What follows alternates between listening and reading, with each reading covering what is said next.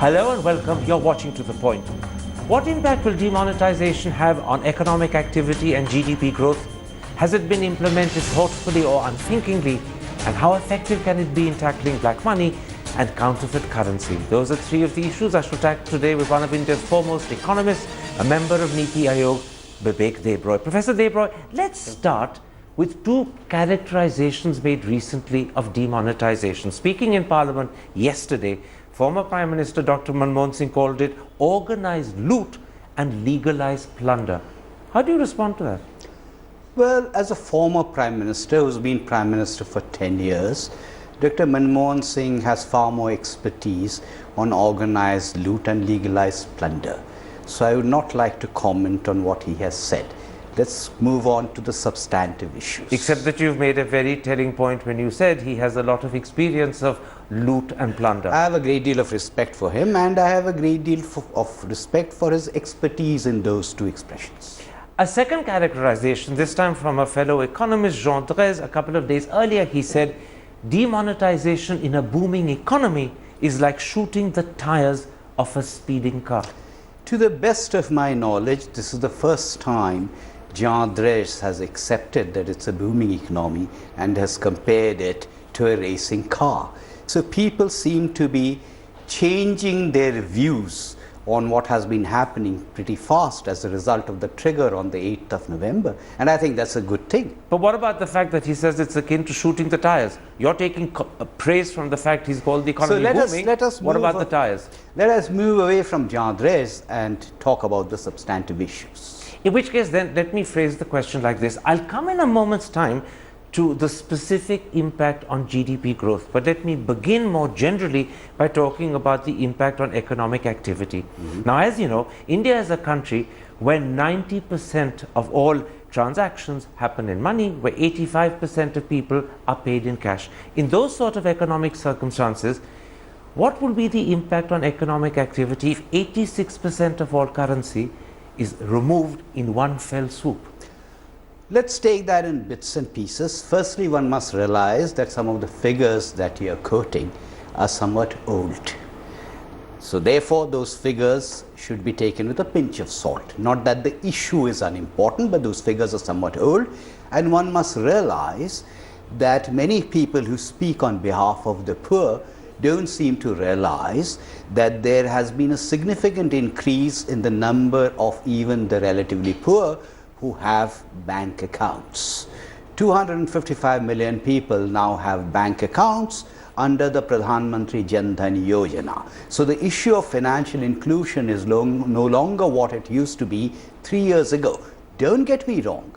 Several of these people have RuPay debit cards, but they have not been persuaded, they have not been motivated to realize that those debit cards can be used for transactions and not just for ATM withdrawals. Getting them to do it is not going to be easy, and it won't happen quickly. Certainly not. But therefore, one must distinguish between what has been attempted on the 8th of November, which is directed against black wealth, and against cash. Nothing is being said against cash. But it's the impact that this will have on two specific sectors that many believe are worst affected that I want to explore with you. To begin with, what's called the informal or unorganized sector. Now, this is said to be 45% of GDP. It's said to be 80% of all jobs. And as you know better than me, this is a sector that traditionally is financed by what are called non-banking finance institutions, including money lenders and hundis. But all three of them are either short of, if not starved of cash. So what will be the impact on the informal sector? All right. I'm glad you mentioned the informal sector, because let me quickly react and say that most of the figures that you see on the share of black in GDP are not actually the share of black, they are actually the share of the informal / unorganized. So when you see figures like 40% of GDP is black, that's simply not correct, that's informal, unorganized. Obviously, India is in a process of transition. India is in a process of transition, and that takes time from informal to formal, from unorganized to organized. All of that is going to take time. But what's the impact on the informal sector? I'm coming to that. So we are talking about a period of transition.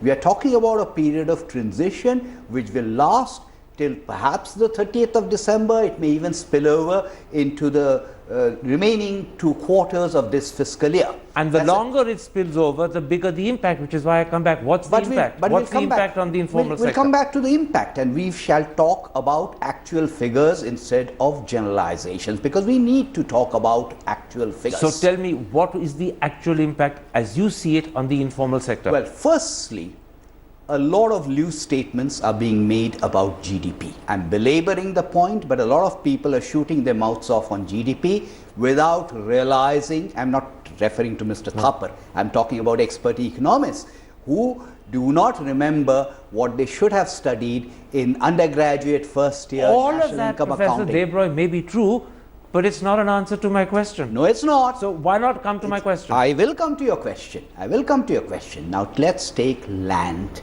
real estate, flats. I buy a plot of land from you. That does not affect GDP. GDP is the value of annual goods and services But produced. land is not in the informal sector. Construction workers who work are. So come to the informal sector. I will come to the point. I will come to the point. But because you mentioned this earlier, let's get this out of the way. I didn't mention it earlier. No, you said. You did say, you talked about GDP.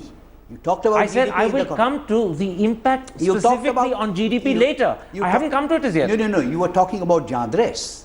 Jandres, racing car, is about GDP growth. Yes, and you answered that. So now let's move on. Okay, so now let's move on. All right. So please tell me, I'm just phrasing the question again because I think it's so important. What do you believe is the impact on the informal sector? All right, so let's talk about numbers.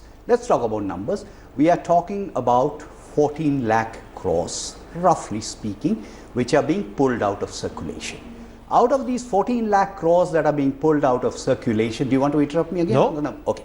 Out of the 14 lakh crores that are being pulled out of circulation, some amount is being pulled out of circulation and is being put back into circulation.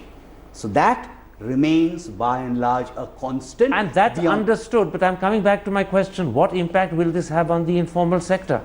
Beyond this transition point, on this part that is coming in and coming out, no impact. Okay, I'll tell you why I ask. Yes. Because casual wage labor, as Rajiv Kumar writing in the Indian Express today says, could be as much as 60% of India's workforce. Now these are people who earn day by day or at most week by week. When they don't earn, sometimes they don't eat. I'm talking of construction wage labor that could be affected. I'm talking of rural labor that could be affected. And a whole lot of other people. What would be the impact on them of demonetization and their employers not being able to pay them? So let's talk about the specific numbers, because if we want to answer this question, we need to understand the numbers. So out of the 14 lakh crores, there is some sum that exits and comes back into the system beyond the transition period. That's a constant, no change. We are talking about 1.5 lakh or 2 lakh crores. On those specific numbers, as of the 22nd of November, 14 lakh had exited, and the RBI said 1.36 lakhs, which is roughly 1/10 of what is exited, has come in. Yes. But so it's 1/10 only at the moment. This is a transition period. So I'm asking you then, what is the impact on casual laborers who depend on day-to-day income to survive? If manual labor on construction sites, manual laborers on farms now find their employers can't pay them and they're not employed. Are we talking about the transition period, or are we talking about beyond the transition period? We're talking about first the transition period. First, let's talk about the beyond the transition period. Talk about the transition, then we'll go beyond. Now, obviously, in the transition period, everyone is suffering an inconvenience. Now, if you are looking at the inconvenience, a large part of it was related to ATMs. Now, so far as the banks... Well, no, forgive me. I don't think casual wage labor actually gets money from ATMs. Who does casual labor get? They get money in cash from their employers. You may be very surprised. Very few people. Show me the numbers. Okay, let me quote a figure to you put out by Sitaram Yechuri on television yesterday. He got it from the Export Promotion Council. He says the EPC has said that 4 lakh jobs in just 3 sectors, garments, leather and jewelry, have been lost. He also says that the EPC says that this sector employs a total of 31.9 million people who are paid either daily or weekly. They come under the casual labor category. Their jobs are theoretically at stake and at risk. Do not use the word theoretically. What happened on the 8th of November is part of a broader jigsaw. There are several other measures that have happened. In the Indian economy, in certain sectors, is going through a slowdown. If these figures are going to be taken seriously, you have to demonstrate to me, not as Mr. Thapar, as Mr. Yechuri, who has studied economics at some point, has to prove to me that these job losses are because of 8th of November alone and not because of other things. But what you're giving the impression to the audience, and clearly you're giving that impression to me, is that you don't believe there is a sizable or important adverse impact on casual daily wage labor and on the informal sector. You don't give... Beyond the transition period. But you're not even telling me during the transition period what it'll be.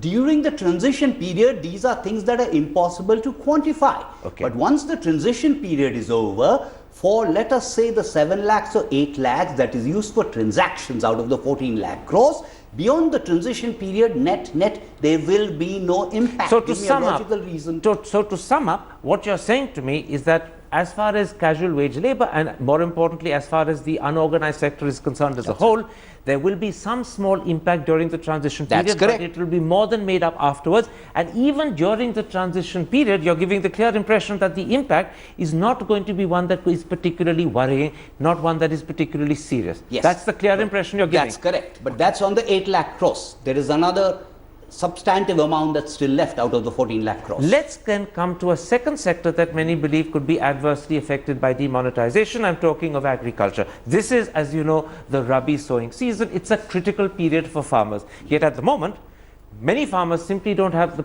cash to pay the agricultural labor they need, but they need that labor at a particular time. If they don't get it, the crop could be lost. And secondly, even though the government has given them permission to use the old 500 rupee note to buy seeds, you know this better than me that most farmers don't buy seeds from government outlets, but the 500 is only permitted for government outlets. They buy it from the private sector, and you can't use the old note for the private sector. So my question is a simple one. This being the case, what do you, Bibek Debroy, believe will be the impact A on the Rabi crop and B on agricultural growth this year? Again, the moment you use growth, it is a very specific question pertaining to GDP, which we went off. I talked about agricultural growth, but begin with the Rabi crop as a whole and then come to agricultural growth. But let us look at a slightly different question. But no, don't answer this and then we'll go to the other question. Otherwise, this will get deflected. No, this is related. This is related because you mentioned the agricultural crop. There is going to be a shock. The question to answer is, which slot do you have in the entire calendar year which is appropriate for that shock? I challenge you to establish before me that short of the summer months, will you be able to find a single month where there is either not an agricultural season or there... Hang on, let me finish. I have not finished. I'm only interrupting you for one reason, that I accept the point you're making, that no matter when you do demonetization, there will be a shock. Except the summer season. Can you imagine? So what you're saying is that the fact that there will be a shock to agriculture is something that would happen no matter when you do it. I accept that. But the question I'm asking is, in the present circumstances, how do you estimate the shock? Beyond the transition period, there would be net no shock on account of this. But we still have not addressed the issue of the remaining part of that 14 lakh crores, which I do want to answer at some point. But once again, like you said when we were talking about casual daily wage labor and the unorganized sector, you're saying also with regard to agriculture, net beyond the transition period, there will be no long-lasting adverse impact. Correct. But you're also suggesting, and I'm clarifying this, you're also suggesting that the shock during the transition period is not such a big worrying shock. It is not something that is very easy to quantify. There is a shock. It's not something very easy to quantify, but whenever this happened, there would have been that shock. Now, Ashok Lavasa, the finance secretary, told the Economic Times today, and I'm quoting him, our biggest concern is that the current sowing season is not adversely impacted. He clearly believes or fears that there could be an adverse and a serious adverse impact. He wants to ensure it doesn't happen. You don't share that concern. I am saying beyond the transition period, there will be net no serious shock. Obviously, during this period, there will be some shock. I said that earlier also, it will register itself. But you also said it won't be a huge and worrying shock. It won't be a huge shock in terms of percentage slowdown in GDP growth. An economist called Sumitra Chaudhary, writing in fact, I believe the Economic Times, said on the 15th of this month, and I'm quoting him, demonetization will exact a sizable and inescapable cost on the economy. I just want to repeat those words. A, sizable, B, inescapable. I take it from everything you're saying, you disagree with him. I disagree on the use of those expressions, and I would like Soumitra, who is skilled in statistics and econometrics, to establish for me in quantified terms what is this impact. In other words, you're saying he simply asserted it, he hasn't established it in quantified terms. That's absolutely correct. Let's then come to some attempt to try and work out in quantitative terms the hit on the GDP as a result of demonetization. In an interview that you gave the Business Standard on the 20th, you suggested, and mark my words, you suggested that it could be just about 0.1% of GDP, and as you said, that too would be a conjecture. But let me finish. Okay. Let me finish. Yesterday in Parliament, Dr. Manmohan Singh said, he didn't suggest, he said it would be a 2% loss to GDP, and he added that was an underestimate. And if I've got my maths right, he's 20 times greater than you. How can you convince the audience that you're right and Dr. Manmohan Singh is wrong? Firstly, the question on the Business Standard. I hope you read not just the answer but the question. The question pertained to only Q4 of this fiscal year, not the entire, just Q4. And I also said it is very, very difficult to quantify and estimate.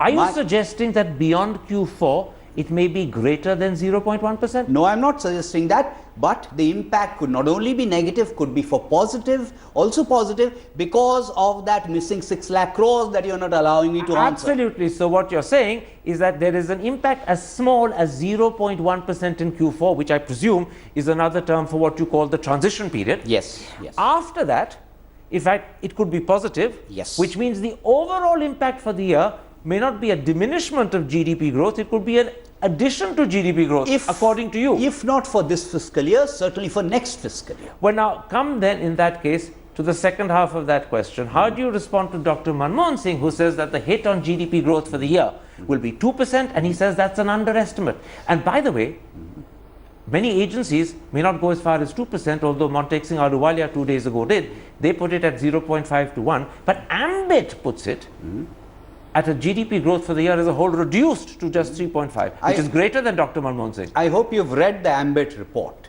If you have read the Ambit report, it would amount to their overall figure for the entire year would amount to 0% GDP growth in Q3 and Q4. 0.5. 0.5% and 0% is more or less the But same. there's a 0.5% difference. A 0.5%. You'd be very grateful to have that in your favor, so don't dismiss it here, but let's leave that aside. No. Come to But Dr. on Ambit, I hope you've also read the devastating critique of the Ambit study that's been written by Vivek Dahiya. So if you read one study, do read the rebuttal also. But come to Dr. Manmohan Singh. He's a former Prime Minister, a former Finance Minister, a former Governor of the RBI, and he said the hit on GDP will be 2%, and he added that's an understatement. He did not explain to us how he got that figure. I am waiting to see what his exact estimate as opposed to the underestimate is and where he has derived this figure from. So you're suggesting to me you don't believe him as of now? I do not believe him as of now, absolutely. All right.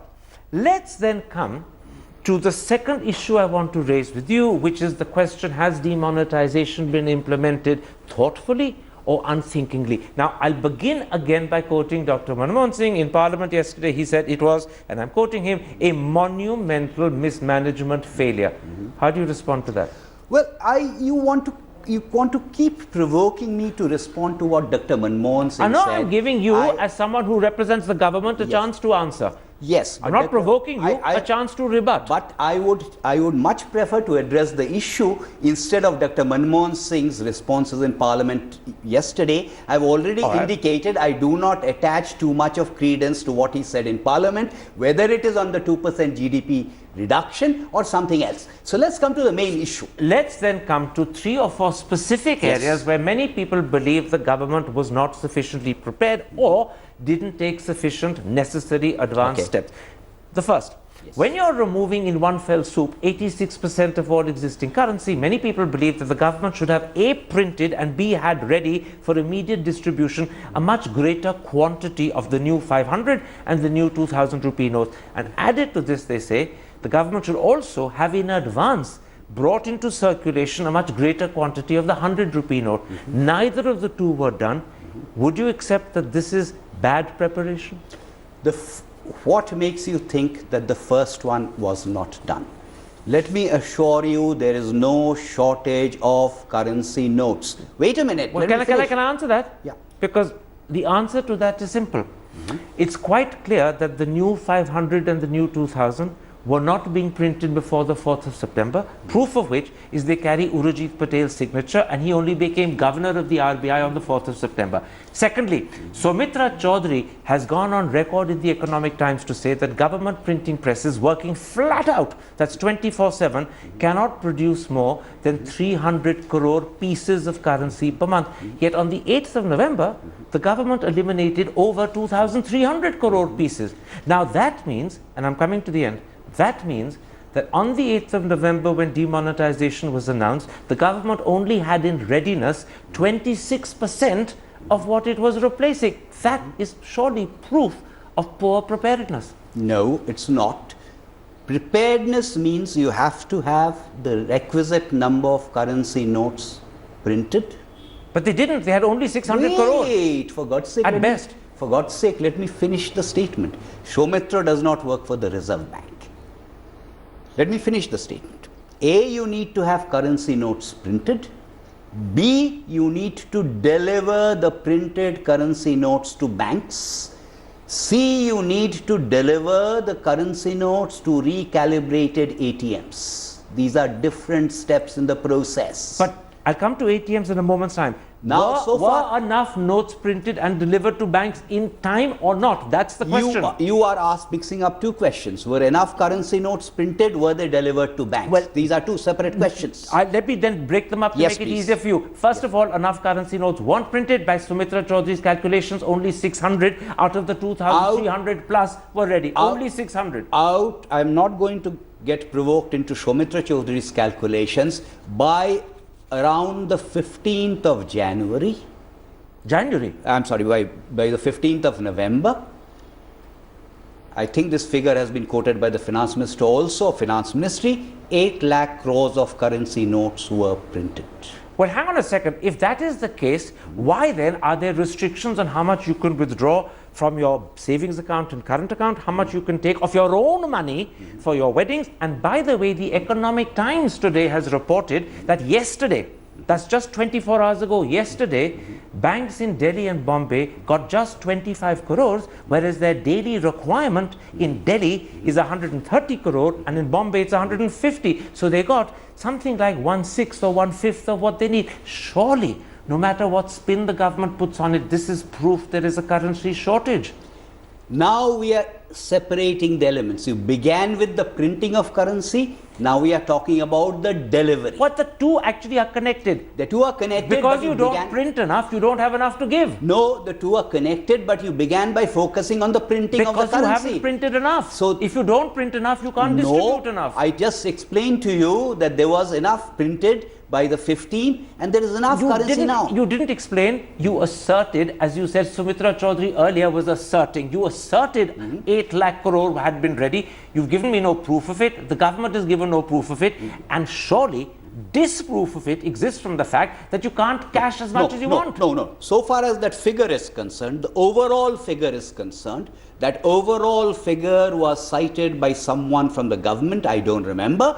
What is not cited for deliberate reasons is the composition of the printing. Can I quote to you the RBI, 22nd of November, Times of India. It says, 14 lakh crore was withdrawn, 1.3 lakh crore has been added in by value. That will give you an idea in terms of volume how fewer notes there are compared to what there were earlier, which is why you cannot cash what you want. Let me give you an example. Yeah. The government says that you can withdraw up to 24,000 per week from a savings account. Loads of people have gone to banks. I won't name the banks, I don't want to embarrass them, but there are at least 5 or 6. The banks are openly saying, we can't give you more than 10. Even though you're allowed up to 24. And even the 24 limit, by the way, is illegal because I should be allowed to take what I want. That is proof you haven't got enough money, currency, but coins. if you're giving that many kind of anecdotal evidence... It's not anecdotal. Everyone has it as proof. They go to the banks.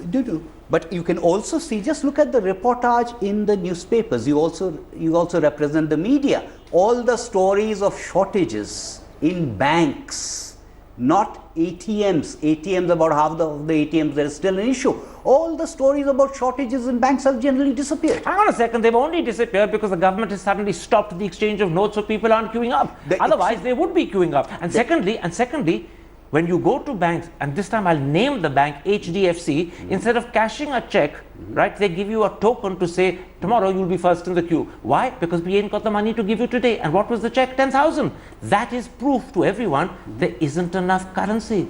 That's why there's restrictions. There is, the evidence you're citing is of a point of delivery of currency, but you began by focusing on the printing But I'm presses. saying the two are connected. If you don't print enough, you can't distribute. The two may be connected, but also do realize that the moment you begin to bring more people into the chain, you begin to talk about delivery, you begin to talk about recalibrating of ATMs, the moment you begin to do it, then it becomes exceedingly difficult to maintain the secrecy. Well, just a moment. That again is not necessarily true. If you can maintain the secrecy for printing 2 months in advance, and clearly they were printing from September, you can maintain it for 4 or 6. So that doesn't apply. And when it comes to ATMs, because I think that's very important, that's a second area where people say the government was woefully badly prepared. Surely they should have ensured that the new 2,000 rupee note and the new 500 rupee note were the same size, the same weight and the thickness of the 500 and the 1,000 they were removing. If they'd done that, there'd have been no problem recalibrating ATMs, and the 3 weeks of suffering we've been through, and maybe another 2 weeks more that lie ahead, would have been avoided. Are you aware, as a responsible representative of the media, that on the 2nd of November, the RBI had started an exercise of recalibrating the ATMs? And are you also aware that as of yesterday, that is to say the 24th, only 1.2 lakh out of 2.2 lakhs have been recalibrated? That's 50% only. And the pain continues. Wait. You did not answer my question. Are you aware that there was this attempt on the 2nd of November? No. But what way does it prove? Are you aware? But my question is a different one. My question is that if they had made the notes the same size, the same weight, and the same thickness, there'd have been no need to recalibrate. Wait. A, there was this on the 2nd of November.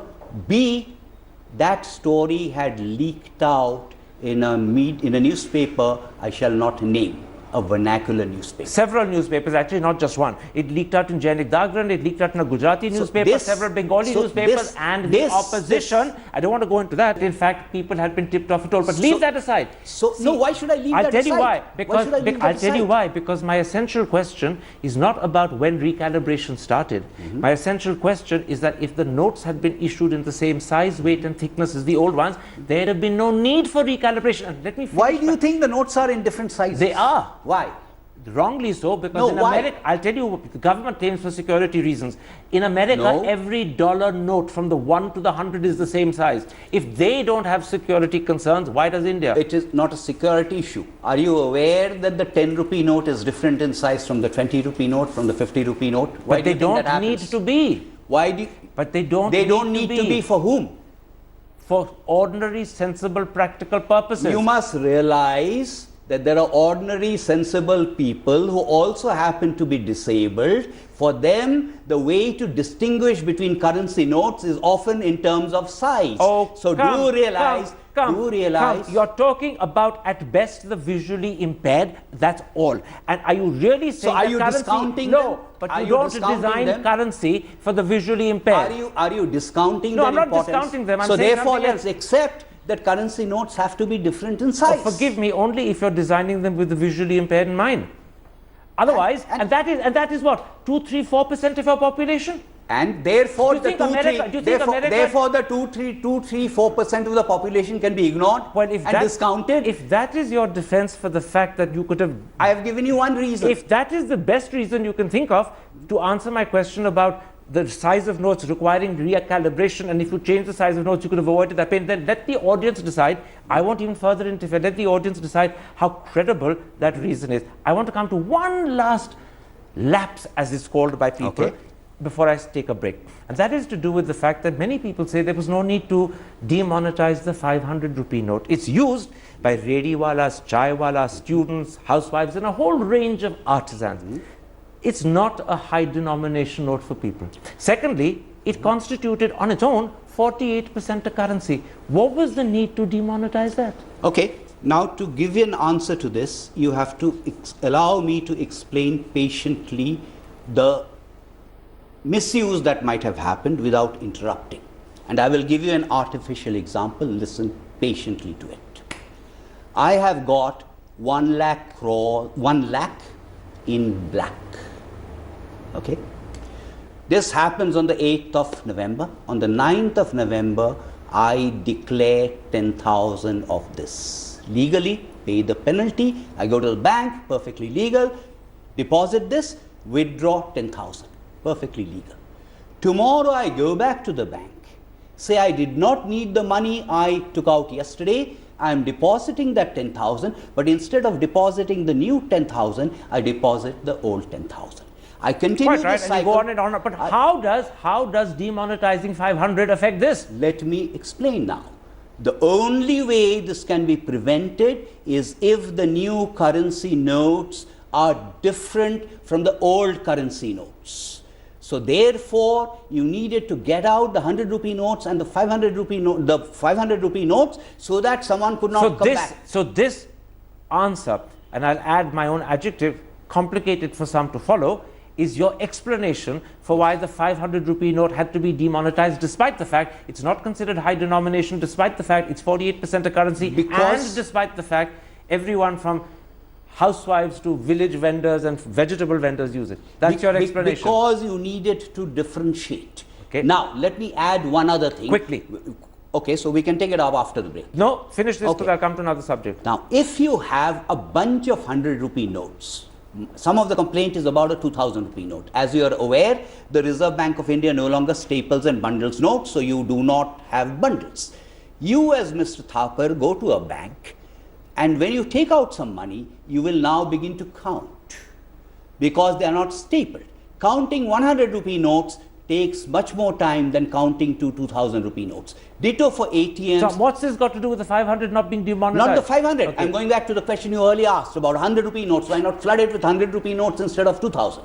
I'm responding to that question. What's the answer quickly? I just told you that imagine if you two different scenarios, you go to a bank. If the bank is giving... In other words, the counting problem for the teller would have increased hugely. Right? And the time and the queue. Except that if you'd increased the 100 rupee note supply, when you were going to demonetize 500 and 2000, you'd have made it easier for people to have some currency. That was forgotten. No. The teller counting with his fingers became more important than the Aam Aadmi. No, the teller becoming more important also means you stand there and count and you become more important. And the person, who's in the queue. Let's say it was all done with my best interest in mind, my meaning the Indian person's best interest in mind. No, there is always a trade-off, and what you are not recognizing is when a decision is taken, it's taken with a full view of the trade-off. The ATM can stock X number of notes. If it is full of 100 rupee notes, that means that the ATM gets exhausted faster, and you who are privileged to be the first person at the ATM will be able to take out the currency, but the subsequent person will not have the notes. That again is a full answer. Let the audience judge whether they find it acceptable or whether they find it somewhat difficult to accept. I'm going to take a break. When I come back, I'm going to turn to the third subject I want to raise with you,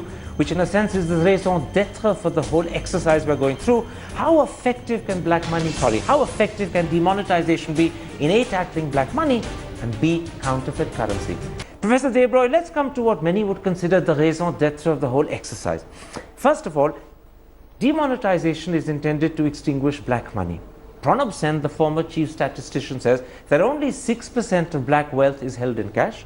Rajiv Kumar, writing in the Indian Express today, says it's 10%.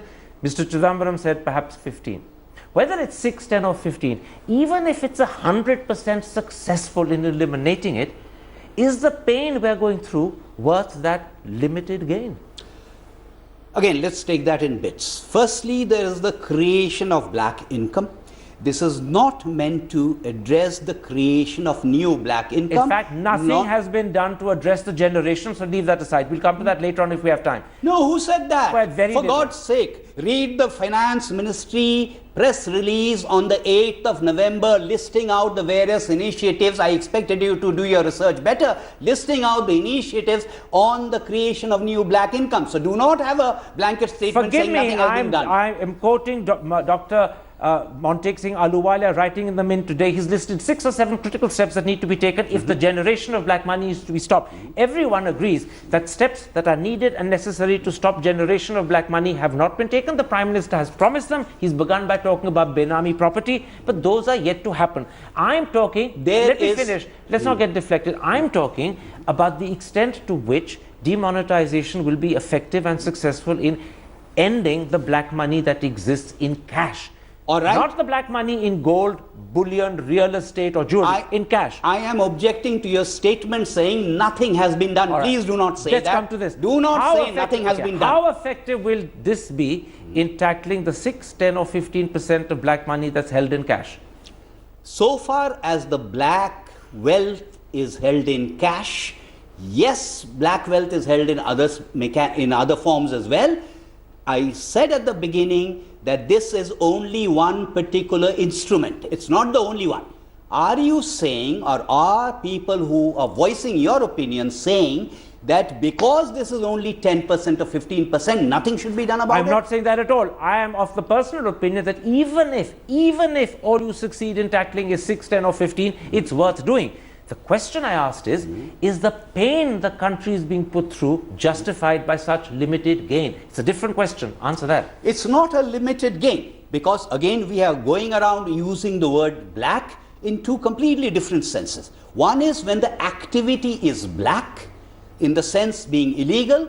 The second is when the activity is not illegal, but you have not paid taxes. Now, in either case, which you called single black and double black. That's correct. That's correct. Tantalizingly similar to what Scotch whisky calls itself, but leave that aside. Well, I will not get into Scotch whisky, but so far, it might be needed at the end of this, but let's get on with it. All right, but so far as tax money that comes into government coffers is concerned, that can actually be used for expenditure on public goods and services. So you're saying even if you only eliminate 6%, 10 or 15, it's worth doing, and the pain that we're going through is worth it? Because it is a relative transfer from the relatively rich to the relatively poor. Okay. The second explanation that is given for demonetization is that it effectively tackles what is called counterfeit currency. Speaking on Saturday in Goa, the defense minister said thousands of crore, that was his exact phrase, thousands of crore of counterfeit fake currency would be eliminated.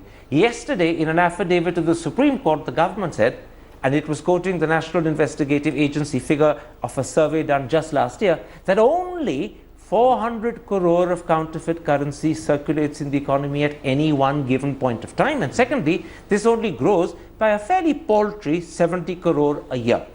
My question once again is simple. Given the pain of demonetization, which could continue for a while, is a 400 rupee targeting of counterfeit currency really worth it? By the way, the estimates on fake counterfeit currency have shot up. As per the RBI's own figures. But I'm quoting the affidavit given by the government in the Supreme Court yesterday. No, you misunderstood what I said. That even that figure reflects an increase. And my response would be the same. That figure doesn't. That figure is quoting the NIA, and the NIA was based on a 2015 survey. So it's the 2015 figure the government is quoting in the Supreme Court. Oh, you still haven't understood what I've said. Compared to 11, 12, the estimates have shot up. That's all I'm saying. I would still say that whatever be the figure, it is worth taking that action. Do realize that this is a continuous process. You use technology as government, the criminal uses technology. So this is a continuous process. This is never a one-shot answer. Can I sum up this by putting it like this? And I think it's an accurate paraphrase of what you're saying. whether the elimination of black money is 6, 10 or 15%, it's worth it. The pain is worth it because eliminating that amount is worth doing. And secondly, you're saying, even if the counterfeit currency you're tackling is just 400 crore, which by the way is 0.028% of the currency in circulation, even that is worth doing. The pain is worth it once again. Because apart from anything else, it may be difficult to quantify. In both cases, they are also deterrents to future generation of either variety. One last question. When will the sort of steps that people believe are necessary to tackle the generation of black money really be taken? I'm not talking about the black money that exists, i.e. the stock. I'm talking about the incentives that lead people to want to create more and more. When will those be taken? Your question is based on your adjective of nothing. I will repeat. There was a list of what has already been done, including the income declaration scheme. The income declaration scheme had preceded But that this. wasn't going to stop the generation of future black money. That is simply trying to bring into the market money that is hidden from the tax. No, but there were several other measures that were linked to it, like the clamping down on cash transactions. There is GST, which brings in a whole lot of people into the tax network. Let me give you an idea of the sort of things Monte Carlo Valia, writing in the Mint today, believes are necessary if you're going to effectively tackle generation of black money. One, reduce discretion in land and land use and increase transparency. Secondly, drastically lower stamp duty for real estate sales. Thirdly, lower tax rates and simplify the tax system. A major effort at cleaning up political funding, perhaps even state funding if necessary, and certainly a requirement that all donations to parties, whether below or above 20,000, must be made public. And finally, he says, or he doesn't actually, but this was an idea that many have, remove the tax exempt status of agriculture so it can't be used as a conduit for laundering black money. I am sure, I agree with all of those, and I'm sure Montek knows perfectly well that the Prime Minister in various speeches has mentioned several of these, including setting the discourse for electoral as things reform. he wants to do. I'm saying, when will they happen? Now, some of these can only happen because they are related to reform initiatives that Montek is very well aware of, and so are you. Namely, the stamp duty part is linked to the GST process. The agricultural income part, not agricultural income, but initially, this is a state subject, but initially the non-agricultural income of agriculturists, that's also on the agenda. But by the way, agriculture, I believe, I could be wrong and I stand to be corrected, was in fact a taxable item in Maharashtra right up to the 80s. It is a state subject. I know. That's all I'm saying. But governments therefore can tackle it. Politicians can. Sure. Oh, they yes, need to do it. Sure, because absolutely. until they don't, or rather until they do, incentives to create black money will continue. So what one must realize, the bottom line, and this is really the bottom line for me, what this has done is to focus attention on this as a major issue. Whatever figure you believe or you do not believe, large number of people are in support of this, and it places all of this, not just 8th of November, squarely on the agenda. So that's the single you're most saying important this was a contribution. good and necessary first step. Yes, absolutely. But it is just a first step. More is needed. Well, there were some people who did not believe that this first step would be taken. So let them at least recognize that the first step has been taken. Dr. Debroy, a pleasure talking to you. Thank you.